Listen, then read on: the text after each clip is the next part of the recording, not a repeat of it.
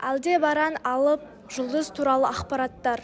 Альдебаран тұрпақ шоқ жұлдызындағы ең жарық жұлдыз және түнгі аспандағы ең жарық 13-ші жұлдыз. Ол қызғылт сары алып жұлдыз.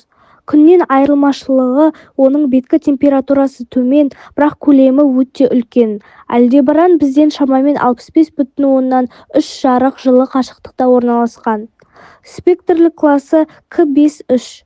К5 бұл оның беткі температурасының айтарлықтай төмен екенін 3900 кельвин шамасында және оның терең қызғылт сары түске ие болуын көрсетеді.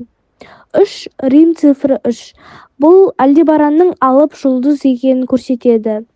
Ол Поллукс пен Арктурдан да үлкен радиусқа ие. Массасы. Альдебаранның массасы күннен сәл ғана ауыр Арктур сияқты.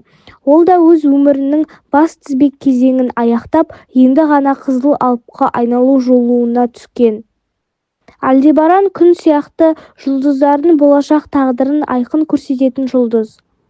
Бас тізбектен шығу. Альдебаран өзінің бас тізбек кезеңін аяқтады. Қазір оның ядросындағы сутегі таусылған, ал ядросы сығылып, қызып жатыр. Қызыл алып фазасы. Қазіргі кезең. Ядросындағы сығылу оның сыртқы қабаттарының кеңеюіне және суына әкеледі. Альдебаран осы қызыл алып кезеңіне енді ғана кірген. Поллукс пен Арктурдан айырмашылығы оның ядросындағы гелийден термоядролық синтез процесі әлі басталмаған болуы мүмкін.